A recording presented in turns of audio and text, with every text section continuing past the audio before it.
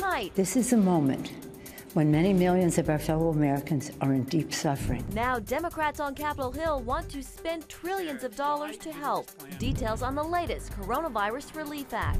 Plus, the Attorney General's move to drop the criminal case against former National Security Advisor Michael Flynn.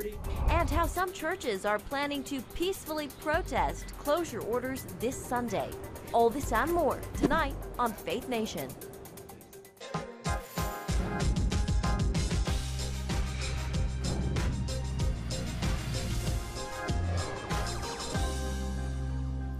New warnings of a long-term recession. Hi, everyone, and thanks for joining us. I'm Jenna Browder. And I'm John Jessup. That warning coming from the chairman of the Federal Reserve that the United States may face a prolonged economic downturn, and he's urging Congress to act. Jerome Powell's comments today sent stocks tumbling. But if House Democrats have their way, a solution is coming. And it has a $3 trillion price tag. Let's now turn to Capitol Hill correspondent Abigail Robertson. Abigail, this all comes as House members make their way back to Washington tonight, preparing for a Friday vote. That's right, John. They plan to vote on this massive stimulus package. Now, this one is really focused on aiding state and local governments, but there's also many other provisions included, things like mandating masks when traveling on an Amtrak train, to also environmental protections. Now, Senate Majority Leader Mitch McConnell, after the last big bill passed in both houses of Congress, said that he wanted to pause before moving ahead and really see what's working before going forward with another stimulus package. But House Speaker Nancy Pelosi says there's no time for that. They say instead of doing something, they want to pause. Well, there's no pause in hunger or joblessness or not being able to pay the rent. The list goes on. American people are in pain. It's heartbreaking, the numbers of people who are dying and who are infected, and we have to address it. And we have to address it in a big way. And that's a big price tag, but the American people are worth it. Now, unlike the prior relief bills that have passed both the House and Senate, this bill had no bipartisan input, so many House Republicans are criticizing Friday's vote as just a show vote. This is not a time for aspirational legislation. This is a time. So, Abby, some are calling this really more of a wish list for Democrats. What are you hearing on the Hill? That's right, Jenna. Well, Senate Majority Leader Mitch McConnell has basically said this bill is dead on arrival in the Senate. As I just said, this bill was not negotiated with Republicans, and they really believe that it's just a Democrat wish list, as you said, and that while it will likely pass the House, it's not expected to pass the Senate.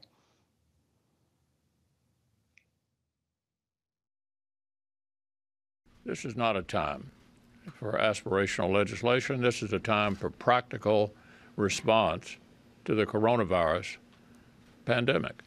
And so we're going to insist on doing narrowly targeted legislation, if and when we do legislate again, and we may well, that addresses the problems, the needs, and not the aspirations of the Democratic majority in the House. Now, while this bill is unlikely to make it to the president's desk, Democrats hope that it will at least be a jumping off point and pressure Republicans into starting to draft some kind of additional relief bill. Back to you, John and Jenna. And Senator Mike Braun of Indiana joins us now from Capitol Hill. Senator Braun, always a pleasure to have you. You know, House Democrats just released another coronavirus stimulus bill. It comes in with a $3 trillion price tag. I know it will not pass as is. So is this just an opening bid? Same thing they did back in late March when we tried to get that bipartisan package out the door. It was amazing to me. I was on one of the task forces on small business, and I've not seen that kind of cooperation since I've been here. And then Speaker Pelosi strolled into town, and that same request for extraneous items delayed that for 3 days. So it didn't work then. I guess they're not going to give up on it, and it's a non-starter. Senator Braun, speaking of the economy, April saw the sharpest rise in grocery store prices in 50 years due to increased demand and the forced closure of meat processing plants amid the outbreak. You sit on the Agriculture Committee. What's being done to address higher costs, even as tens of millions of Americans are now out of work. You know, that's one of the difficult things because we're actually constricting the whole food supply chain. And if it wasn't due to the fact that it's so efficient and resilient, you know, up to this point, it would even be worse. That is just the tip of the iceberg, because in the first 2 to 3 months since we had such a healthy economy, even small businesses probably had the best cash reserves they've ever had. Not many of them had lines of credit. Many live out of their businesses for a livelihood. Agriculture was the only weak sector in the economy due to oversupply, high input prices. We'll see a cascade of issues showing up now with bankruptcies. That'll be something worse than what we had in 08 or 09 if we don't smartly restart and take a different point of view from here forward to where we do two things at once. Don't backslide on what we've learned about the disease. Don't let it dominate how we operate going forward. The Dems just wanted to throw out there that the CDC controls the dynamic of reopening, as opposed to the White House. That would have been a classic blunder. They couldn't even get testing out of the gate correct when they threw hurdles in front of it. I brought that up at the hearing yesterday. That gets blamed on the Trump administration. It was the regulatory agency that's part of the way things work here. Shifting gears a bit and turning overseas, I know that you've signed on to Senator Graham's COVID-19 Accountability Act. That would allow the president to sanction China if it doesn't cooperate in investigations into the origins of the coronavirus. Is China not cooperating? China is going to only do what it has to do, and that's clear by its past behavior. Ironically, they were starting to come around with President Trump's pressure. He didn't want to use tariffs. Most of us didn't, but it finally got them to come to the table. And then coronavirus raised its ugly head. I won't list all the bad behavior that China has had as a trading partner. I don't know if you can even call it a partner on the world scene. Now this is really exposing, I think, weaknesses in their own system. They're going to make more broadly the rest of the world question, are they a country that we can trust building relationships down the road? They need to come clean on what happened. I'm not necessarily for anything punitive, but they ought to at least have the responsibility to be honest about how this rose, what they did to impede information that maybe caused a flare-up across the world. Senator, you have a new bill that you're proposing. It's called the Parental Notification and Intervention Act. Can you tell us what it would do, and talk to us about your efforts to secure pro-life protections during the search for coronavirus treatments? Here, something as simple as giving parental notification so that you do not, as is possible in many states currently, make maybe a decision you'll regret for the rest of your life. Why wouldn't you want the people that brought you into the world, probably in almost all cases, your best advisors, in on that decision? So this is simply to put a framework in place. Sadly, since the current kind of benchmark was the Born Alive bill that couldn't get across the finish line, this probably won't make it either. But that doesn't mean that we don't keep bringing it up. I wish the Supreme Court would weigh in now that we should have a court majority that would help us fix some of the things that are wrong about abortion law to begin with. Well, glad you were able to enjoy a little bit of your time away from the Senate here in Washington. Senator Braun, it is always a treat to have you. Thanks for being with us today. You're welcome. Meanwhile, a U.S. district judge says he will allow outside parties to weigh in on Michael Flynn's case before deciding whether to drop charges. The Justice Department wants to dismiss the case against the former National Security Advisor for lying to the FBI. CBN White House correspondent Ben Kennedy has the story. Ben, break down what this means for proceedings. Well, Jenna, it turns out this move by Judge Sullivan allows for witnesses and hearings to determine if it is in fact appropriate to dismiss the case. Today, we've also learned the National Security Agency received and approved requests by more than a dozen Obama officials, including then Vice President Joe Biden, to unmask, which revealed Michael Flynn in an intelligence report. It is incredibly unusual. I've never heard of it before, in which a judge permits a group of former federal prosecutors to weigh in and object to something that current federal prosecutors are trying to do in a pending criminal case. New evidence shows the FBI's goal of Flynn's interview was, quote, truth admission or get him to lie. This caused the Justice Department to conclude that Flynn's prosecution was unjustified. The judge's decision to hear potential opposition to that conclusion has received mixed reaction. Charges were brought against Flynn back in 2017 by former special counsel Robert Mueller as part of his investigation into Russia election meddling. Flynn admitted lying twice to the FBI about his dealings with Russia and faces up to 5 years in prison on the felony charge. President Obama forced Flynn's removal from his own administration and had warned Trump about bringing him on. I know nothing about those moves to investigate Michael Flynn, number one. Number two, this is all about diversion. This is the game this guy plays all the time. Biden says President Trump is diverting attention away from the pandemic and needs to focus on the economic and health crisis. May, FEMA and HHS will be delivering 12.9 million swabs to states. Now, Attorney General William Barr insists that it is, quote, his duty to drop the charges against Flynn. But this week, we've also learned that nearly 2,000 former DOJ officials disagree and in a letter are calling for Barr to resign as Attorney General. John, Jenna? All right, thank you, Ben. Churches pushing to let people in. Coming up, how some plan to lobby their lawmakers.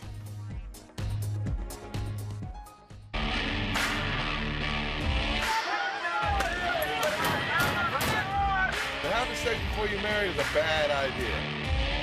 Don't tell me there's no such thing as gun violence. That just depends on your definition of when life begins.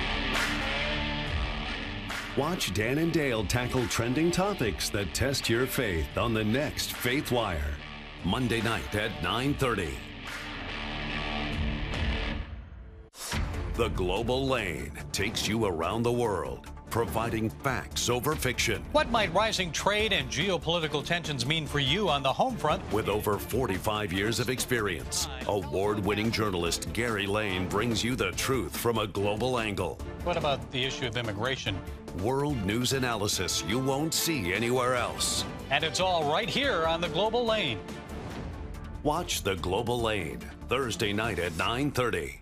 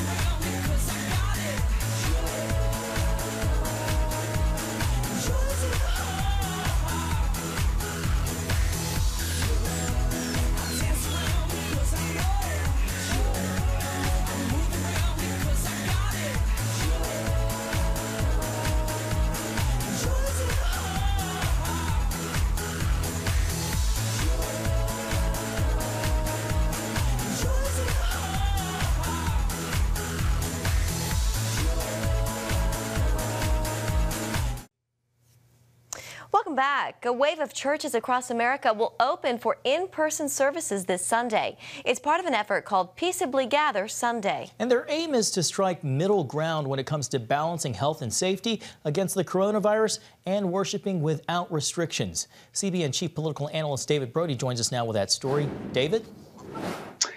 John, Jenna, this is an online petition that is starting to go a bit viral in the church world. There are many states, pastors signing this petition basically to peaceably gather this Sunday, open their churches in person. This is started by Pastor Gibson. He runs a church down there called His Church in Owensboro, Kentucky. And now we're seeing churches from Illinois to Montana to Hawaii, all over the place, starting to join in. Pastor Gibson, when I talked to him, said, look, you either need to be a lion or a lamb because Jesus was both, and it's time to choose. In this case, it's time to be a lion. Let me ask you about the statement you were trying to make here, because the governor of Kentucky was, in essence, at some point, he was going to allow churches to start on the 20th of the month, but you're going back to the 17th, 3 days before. So, well, what message were you trying to send exactly? Well, some people would say, hey, does 3 days matter? And I would say 3 days is a massive statement, because it's a statement to the governor that you can't step past our constitutional bounds. That at first we were willing to be measured, because we want to protect everyone, right? We're in Jesus is in the healing business, loving and caring business. We don't want to see anybody injured. But now it's like the First Amendment is being ran over roughshod. There's all of these other places that are open for business. I walked into a Kroger down in Paducah, Kentucky, and the girl at the door said, we're trying to keep it under 350 people inside the grocery store. And so I looked at the building. I could tell it was smaller than our Owensboro, Kentucky location. I got online, and Kroger was doing about one person per 120 square feet in Lexington, Kentucky. Wow. According to that math, I could have 414 people in my building and be the same way. Now, I got a family of three kids. There's 5 of us all together. For us to shop for our family, it's at least an hour.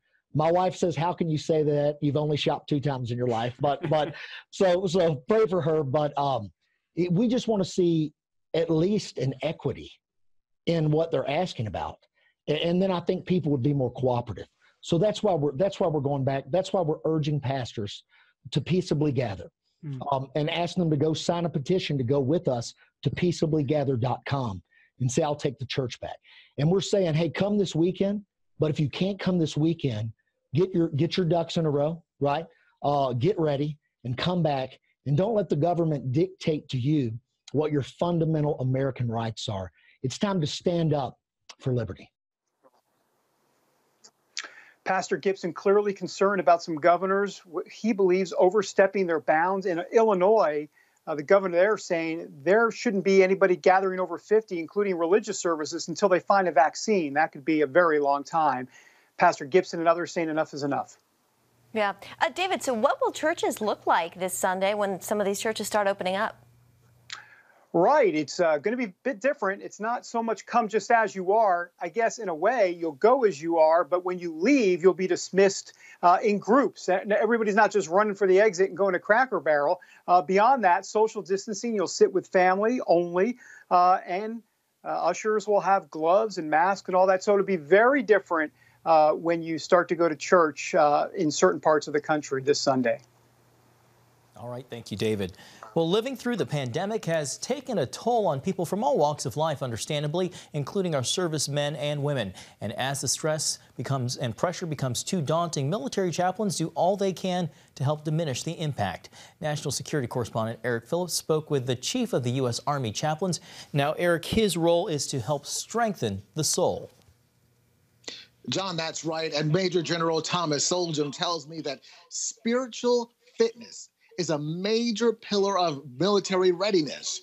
And he says these challenging times has the 2,800 chaplains in his department working overtime. When you put on the uniform in service to your country, Eric, and you're asked to possibly lay down your life in rendering service to your country, we have a moral obligation to fulfill. To care for the soul of that soldier. And Major General Soljam tells me that obligation to the soldier is more important than ever right now. So you might have a death of a family member, for example, and you can't go to the funeral. Or you have parents that are aged and shut in and you can't get there. Now, we have seen a reporting from our chaplains out in the field that there's been a real increase in a number of different areas for soldiers and their families reaching out to them for assistance, for spiritual direction, guidance, and for religious care as well for those things. The same types of sacrifice civilians face, coupled with the added responsibility of service. So, as with any worship is centered around the light of Christ. And so we very much intentionally are lighting this light of Christ. To meet the need, chaplains have increased the hosting of live services. It's really a new phenomenon, and I'm really pleased to see how our people have stepped up to embrace the virtual environment in order to really continue to help people to stay connected. And today's thought is on the importance of small things. It means chaplains of all faiths across all military branches,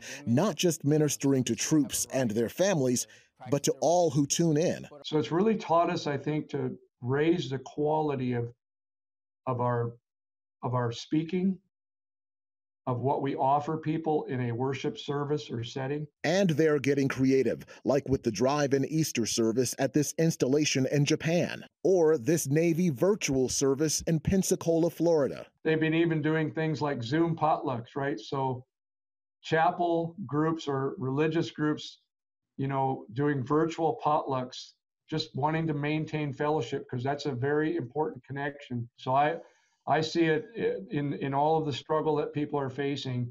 It's a tremendous opportunity for people to be touched in their lives spiritually that in many ways life as normal may not have produced.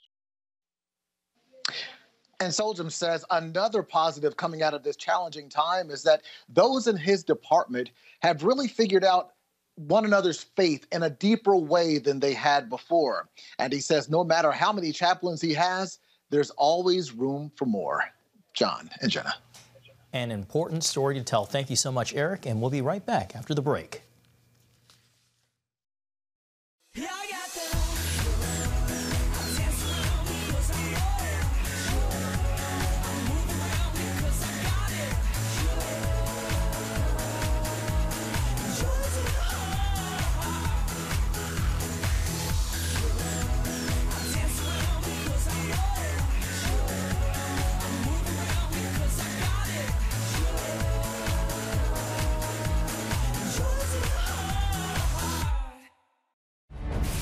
On the home front. Thanks for joining us for CBN's On the Home Front, where we highlight what the men and women of America's military do to defend our country. CBN honors the men and women in our military with an initiative called Helping the Home Front. It partners with churches across the country to meet the needs of their military families, from repairing homes to wiping out medical bills for wounded veterans. On the Home Front, Tuesday morning at 10:30. If you want to be an attorney with a passion for serving people and for excellence, Regent University needs to be high on your list. Regent's award-winning law school doesn't just create lawyers. We create leaders, judges, prosecutors and defense lawyers, civil litigators, and leaders in government. My focus has been trying to really make sure we have the future leaders we need for the bench and the bar and for society generally. You'll learn from highly credentialed leaders who are current and former judges, distinguished scholars, and ACLJ counsel. I'm so glad I chose Regent. The relationships here have been amazing. The faculty have been amazing. Not everybody's called to the same thing when they leave law school, but they're called by God who has a purpose for their lives, and He is going to use that education to make a difference in the world. Regent will prepare you to be a purpose-driven, practice-ready lawyer. To start your rewarding law career, complete the online application, submit your transcripts, and take the law school admissions test by July. Apply today. Young people, millennials, are flocking to church. It's not an exaggeration to say that we love to meet them and that we love to know their stories. Secretary of State Mike Pompeo was in Israel today, meeting with Prime Minister Benjamin Netanyahu and blue and white leader Benny Gantz. On the agenda, peace in the Middle East, the global pandemic, and Iran. Even during this pandemic, the Iranians using the Ayatollahs, the regime's resources, to foment terror across the world, even when the people of Iran are struggling so mightily, tells you a lot about the soul of those people who lead that country. This was Pompeo's first trip abroad since the pandemic began, and the first visit to Israel by any foreign officials since January. Up next, how a shower curtain and a hot glue gun brought one California kid closer to her grandparents. We'll explain when Faith Nation returns. If you want to be an attorney with a passion for serving people and for excellence, Regent University needs to be high on your list. Regents award-winning law school doesn't just create lawyers. We create leaders, judges, prosecutors and defense lawyers, civil litigators, and leaders in government. Ready to become a purpose-driven, practice-ready lawyer? To start your rewarding career, complete the online application, submit your transcripts, and take the law school admissions test by July. Nutrition, exercise, essential oils, weight loss, and more. It's Healthy Living with Lori Johnson. Talk about what's in this. Join CBN health reporter Lori Johnson to get the latest information from today's top health experts. This is fantastic. Find out what you need to know to live a healthier life. Watch Healthy Living, Tuesday night at 9:30. Woohoo! Hi, Superbook fans. Here's something else you'll love. Whoa! It's the new Superbook Bible app. It's packed with games, activities, and Superbook episodes that you can watch for free. Oh no! There's trivia, a fun daily devotional, and answers to your Bible questions. Plus, an easy-to-understand Bible the whole family will enjoy. You can even create your own Superbook character. Ta-da! Whoa! No super falls, man. Come. Sorry, pardon me. Sorry, excuse me. Ouch! Are you getting this? Earn super points to win daily prizes too, and so much more. Time to get back to my adventures. See you soon.